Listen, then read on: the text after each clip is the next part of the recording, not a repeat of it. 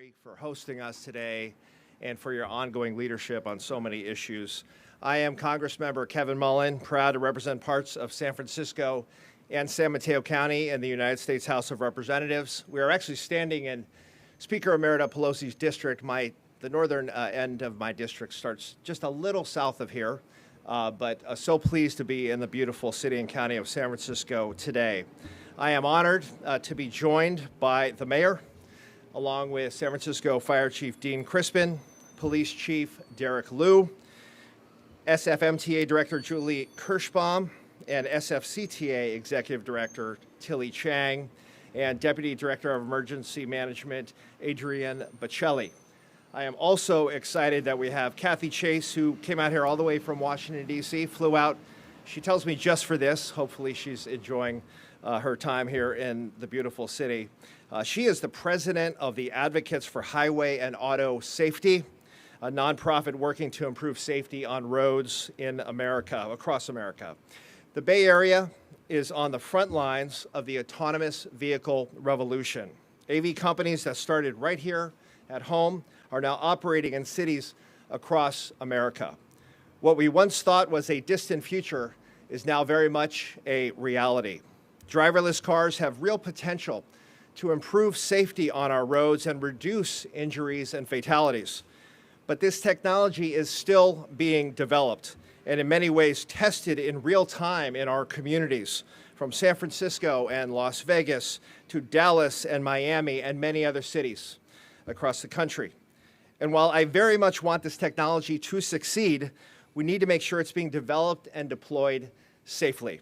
We have seen disturbing and, frankly, an unacceptable number of incidents where autonomous vehicles inadvertently interfere with emergency responders, trying to get to people in danger, driving through construction zones, failing during power outages, and contributing to large-scale traffic jams.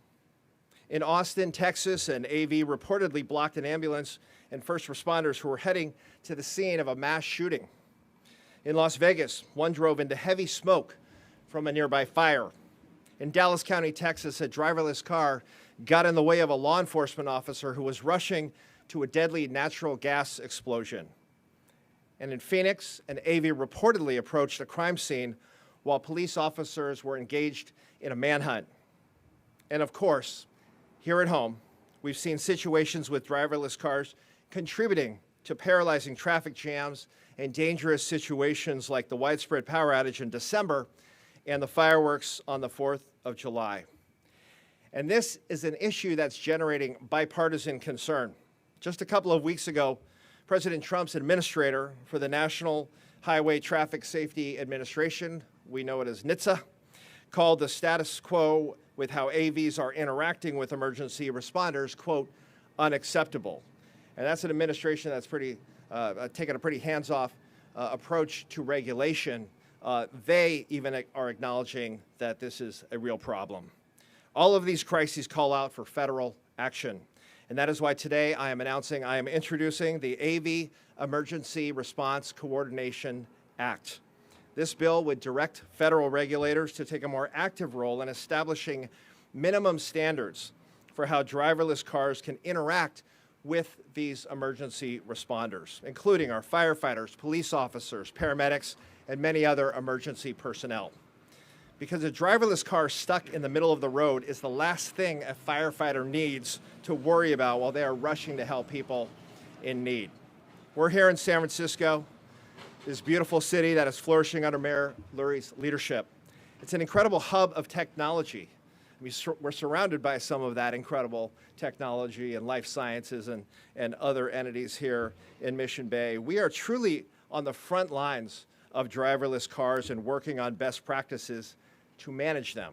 Cities and states have been working to develop regulations, and they deserve the support of the federal government. And rather than making public officials in each city and state start from scratch to figure this out on their own, we're putting the onus on AV companies themselves to meet minimum standards around safety. That is not only more efficient for everyone involved, but it also makes all of us safer. My AV Emergency Response Coordination Act would create nationwide standards and protocols to require driverless car companies to work better with local emergency responders. It would establish a 24/7 hotline for public officials to communicate directly with AV companies in real time, in the moment, with a sense of immediacy to deal with these situations, and create a process so that local public officials can issue requests for AVs to avoid certain areas during an emergency. We call it geofencing. Seconds count during a crisis, and we've seen too many terrifying incidents of AVs interfering with police, firefighters, and paramedics. I applaud Mayor Lurie, the San Francisco's fire and police departments, the SFMTA and the SFCTA for all that they are doing to manage these AV operators and keep our community safe. The mayor and his team have been instrumental in helping us craft this legislation. Their experiences here in the city informed how I wrote the bill, and it will now help the rest of the country if we can get that bipartisan support into a bill that can actually become law, and we are going to be working on just that. Autonomous vehicles have tremendous potential to improve safety on our roads, but federal regulators need to make sure they're not inadvertently getting in the way of first responders, and that this technology is being developed in coordination with those directly responsible for protecting the public. Now, with that, I am honored to turn it over to the great mayor of San Francisco. Thank you, sir, for being here and for hosting us, Mayor Daniel Lurie.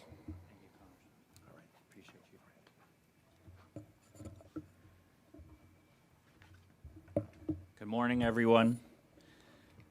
Thank you, Congressman Mullin. Appreciate your leadership. You all have heard me say this time and time again. Public safety is my top priority here in San Francisco. And in order to keep San Franciscans safe, our first responders must be able to reach an emergency quickly, whether that is a firefighter responding to a fire or police officers responding to a crime.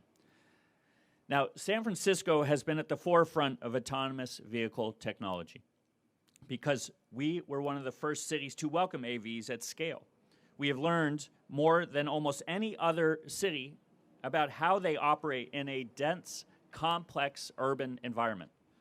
We have seen the enormous potential of this technology.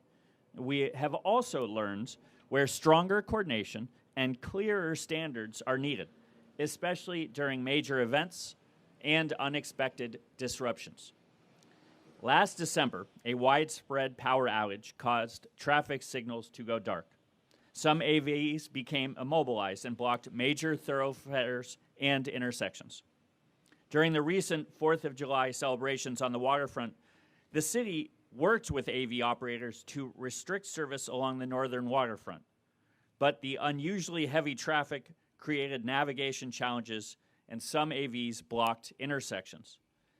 In both cases, San Francisco's public safety agencies responded effectively and kept people safe. The city and AV operators also gained valuable information about how this technology must perform under difficult conditions. Now, we have an opportunity to turn those lessons into stronger standards, not only for San Francisco, but for cities across the country as AVs expand. That is why I am proud to stand with Congressman Mullin today as he introduces the AV Emergency Response Coordination Act. This legislation will give local governments and autonomous vehicle companies a clearer framework for coordinating during emergencies and unexpected disruptions. It would also help ensure that AVs can respond appropriately when streets close, traffic patterns change, signals fail, or first responders need immediate access. Those same capabilities are also critical when San Francisco hosts a major event. Residents and visitors should be able to take an AV, public transit, or bike around our city safely. And they must also trust that our police and fire departments can reach them in an emergency. Being an innovation leader here in San Francisco and around this country also carries responsibility to learn quickly, solve problems as they emerge, and help new technology become safer and more reliable. San Francisco has embraced transportation innovation at every turn throughout our history. We invented the cable car. We adopted a landmark transit first policy. We have served as the birthplace of rideshare services and now autonomous vehicles. And each of those innovations evolved over time to meet the needs of a dynamic city. Now it is time for autonomous vehicles to do the same. San Francisco remains committed to working with AV companies, regulators, and our legislative partners to establish the clear standards necessary for autonomous vehicles to become a reliable, integrated part of our transportation network. Thank you, Congressman Mullin, for leading on this issue at the national level. San Francisco wants AVs on our streets, and we want them to be here safely.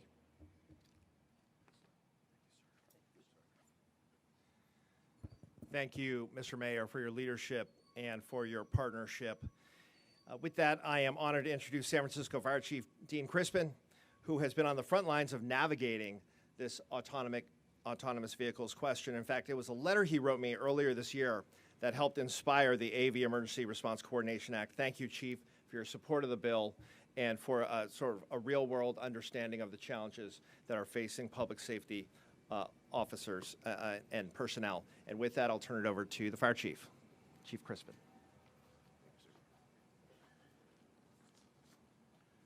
Good morning. Congressman Mullin, Mayor Lurie, thank you so much for your commitment to public safety and your leadership on this issue. My name's Dean Crispin. I'm the Fire Chief of the San Francisco Fire Department.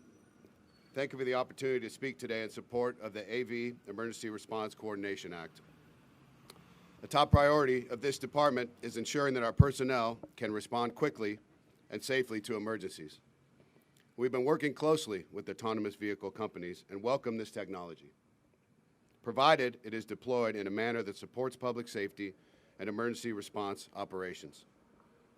Autonomous vehicles have, on multiple occasions, interfered with San Francisco Fire Department emergency operations during active responses and while units are operating at the scene of an emergency incident. These interferences frequently require direct interaction between SFFD personnel and the autonomous vehicle, diverting firefighters and paramedics away from critical emergency response duties. In such situations, SFFD personnel first attempt to direct the AV using standardized traffic control hand signals. If the vehicle does not respond, firefighters or paramedics will attempt to establish communications with the vehicle's operating company through the exterior speaker or microphone system. Should the company representative be unable to remotely reposition the vehicle, control of the vehicle may be released to SFFD personnel for the purpose of relocating it away from the incident area. Unfortunately, during a recent July 4th event, these tactics were unsuccessful in moving an AV that was blocking traffic in the Presidio. In addition, AV passengers are also being picked up or dropped off by autonomous vehicles directly in front of fire stations and ambulance deployment facilities, which obstruct emergency access, delay apparatus movement, and interfere with critical emergency response operations.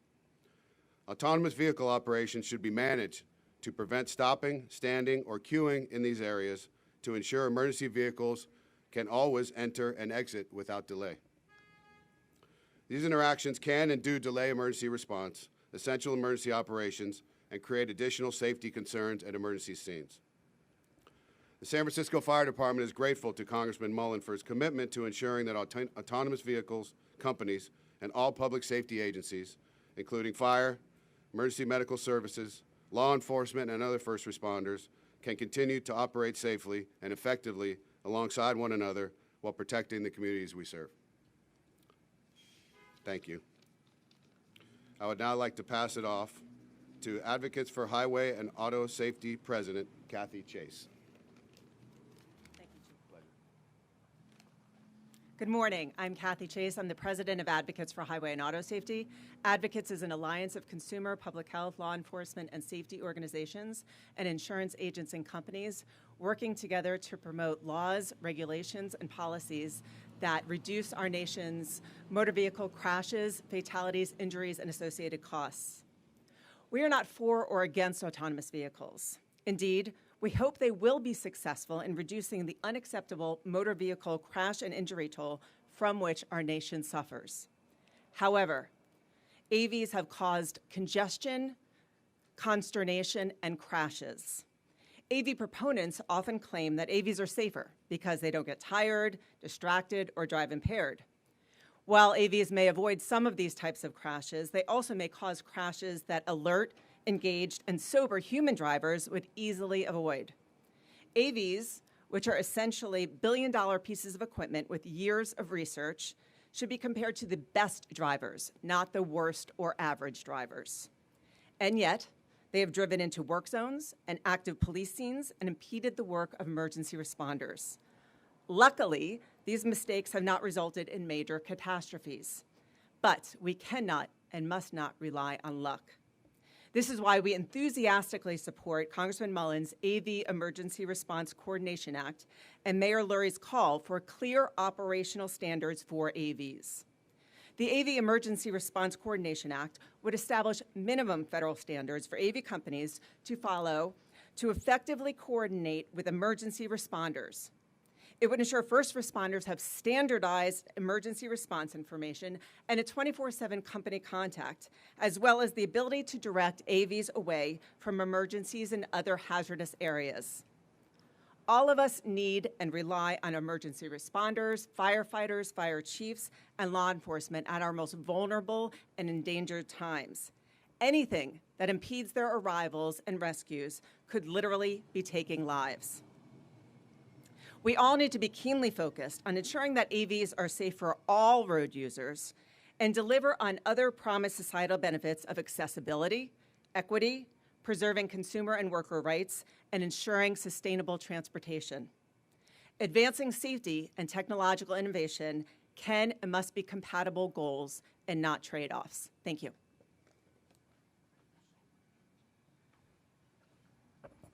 Thank you so much, Kathy. That organization is truly creating safer communities across the country. So proud to have you on board with this bill. So thank you, Kathy, again, for coming out all the way from Washington, D.C., and everything you are doing. I would like to just close very briefly by adding that while today I'm introducing the AV Emergency Response Coordination Act, there is much more that the federal government needs to do better to understand the realities of how safe driverless cars actually are on our roads. Earlier this Congress, I introduced the AV Safety Data Act, which would require NHTSA to collect more information beyond just crashes, including how many vehicle miles they're traveling as kind of a baseline measurement, and when driverless cars have unplanned stoppages like blocking emergency responders or public transit. All of that needs to be tracked appropriately. The public deserves to know and be able to trust that autonomous vehicles can operate safely, not only in San Francisco and the peninsula that I'm proud to represent, but also across the country. And with that, we have a few minutes if we have any questions. Again, thank you to our speakers and the public safety leadership, and of course our mayor for their partnership on this. And I am optimistic that this won't be tossed automatically into a partisan bucket. There have been constructive bipartisan conversations in my Energy and Commerce Committee. This is an issue that red states are dealing with and blue states are dealing with. All of America will be dealing with as these evolutions happen. So we need to get in front of this with some federal legislation that makes sense. So thank you all for being here. I greatly appreciate it. With that, happy to answer any questions that you might have. Yes, sir. I understand the legislation is necessary, but this is a situation that has been years in the making, and I'm kind of curious what kind of the responses from Waymo and other autonomous vehicles have been in maybe agreeing to some of this legislation or adding their own 2 cents worth as well. Thank you so much for that. We have had numerous conversations with AV company representatives. Waymo wants to fix these problems. I would welcome their support of this bill. I think they are following this. They don't want the negative headlines. They don't want the reality of the incidents that we're seeing in the city. And the other companies are well aware that there is a perception issue. You know, these vehicles, and I've ridden in these vehicles up and down the peninsula, the technology is remarkable under normal conditions. What I'm most concerned about is the abnormal conditions, the special events where there's a surge of people, these unexpected emergency events that happen. These vehicles not only need to evolve their technology to deal with that, but they need to be in direct coordination with our local public safety officials whose job it is to respond appropriately. So I do think there is a willingness there. There's an understanding that we have a problem here and it needs to be fixed. I'm going to work it from the federal level, but if you look at the legislation, there really is an abundance of coordination between these companies and the local public safety officials required there. And then the federal regulator comes in and makes a uniform approach and standardizes that approach so it can be replicable across the country. So this is one piece, an important piece of what we need to do. But I really do believe these companies understand this is a real world thing. And I was reading the Chronicle this morning about El Nino that is coming and the challenges we're going to have with extreme weather over time, with flooding and those kinds of things. There are so many real world challenges that these vehicles are going to be confronting, and there needs to be much better coordination with local public safety. We are putting the onus on these companies, but the smart companies, I think, would be willing to bear that burden and come forward with how these vehicles operate and how we can better address these situations that are unfolding across the country. But thank you for the question. Yes, sir. Congressman, Chase Antonio with Politico. I'm wondering if you'd like to see this piece of legislation make it into a broader federal package, perhaps the highway bill, how you see that working. Yeah. And then a follow-up for Mayor Lurie. I just wanted to understand, since this is setting kind of a federal floor, how you would like to see maybe local control change or be increased over this issue, especially with your recent letter to California state regulators. So thank you very much for the question. I would love nothing more than to move this promptly with bipartisan support, try to get it into the larger package. I'm year 4 in the House. My general understanding of these things is you're bringing attention to it, you're working with your committee, and you try to generate enough bipartisan support to bake that into a larger vehicle that actually moves. So that is absolutely the intent. It has been challenging with this Republican majority for Democratic bills to move. There's a certain reality there, but this one, we've had fruitful conversations on the AV front because it really isn't viewed in a partisan context. So it gives me some optimism that there's a real awareness here of what we're dealing with. So we're going to try to move this as expeditiously as we can. The bill actually drops on Thursday. I'm confident we'll be able to get some bipartisan support just right out of the gate and be able to have some very fruitful conversations. And with that, I will allow the mayor to address that second question. First, I did write a letter to the Transportation Secretary. I'm actually speaking with him later today. I want this technology to succeed here in San Francisco and beyond. And as the Congressman just said, this is scaling. And so I don't think this should be city by city. I do think that there should be guardrails put in place at the state level and hopefully at the federal level. So as mayor of just one city, I'm looking for support at the state and the federal level when it comes to this. And I also just want to respond very quickly on the notion of the question about whether or not these companies are interested in this. We have had a very productive conversations with these companies, and I do hope that they get on board and support. I think these are common sense solutions that we've proposed in the letter and in this bill. I know it's one of the innovations that these companies are pushing, but there are now 2 operators in San Francisco that operate vehicles that don't have any steering wheels. Chief Crispin has mentioned that at times firefighters literally need to get behind the wheel to move the cars out of the way if they're non-operational.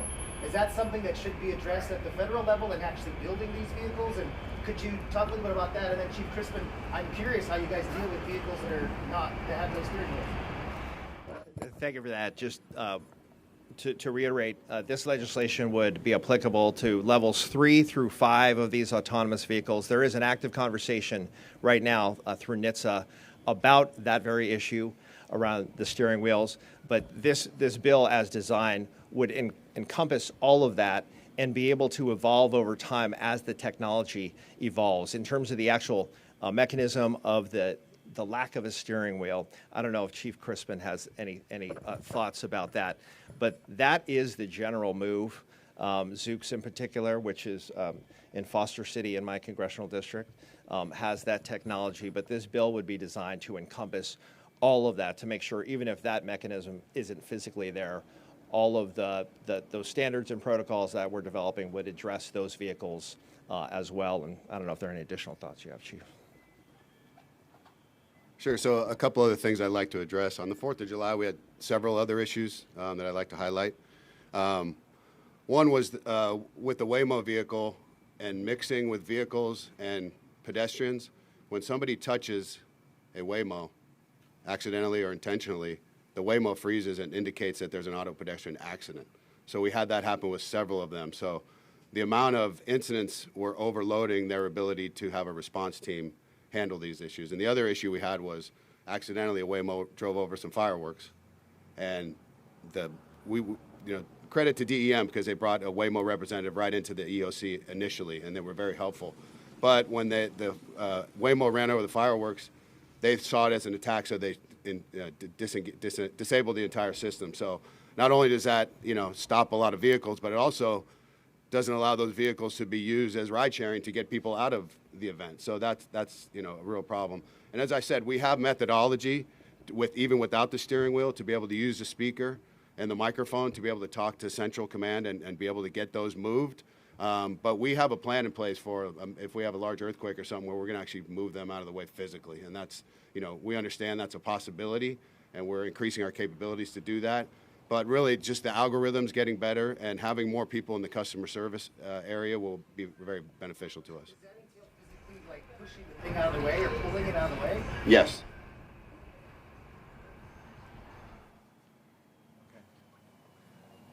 Maybe one more, and then I will be around to talk to anybody that has additional questions. From Bay City News. I'm just wondering, speaking of the fire department's time and labor and the research development people are contributing to these companies, does the legislation provide for any additional funding for public agencies that are going to be working essentially with the company for the company's benefit? That is not contemplated in this bill, but I am mindful of the additional set of challenges that public safety agencies are having to deal with this autonomous vehicle reality. So it's something I'm mindful of. Not contemplated in this bill specifically, but that's something we could certainly look at. Between December's blackout, 4th of July, there's fireworks, there's a range of different stuff, and the fire department's talking about gearing up and training more and dedicating more resources to it. Are we going to locally dedicate any more fundings to the fire department or emergency services specifically to deal with this issue? Well, I think that's why we want guardrails put in place so we don't have to deal with these issues in the future. But our training continues. Our fire department will continue to prepare for whatever needs to happen. Our police department the same. But this is why we need help, so we don't have instances like this that cause concern. And as the Congressman said, in normal situations, these technologies are working. We need them to work in extraordinary circumstances as well, and we think these guardrails and this bill that the Congressman is putting forward will help us here in San Francisco and will help cities across the country. So I appreciate your leadership, Congressman. All right, thank you all. Yes, sir. I don't see any representatives from Waymo or anybody behind you. Are there any financial punishments or what is in the bill at this point to incentivize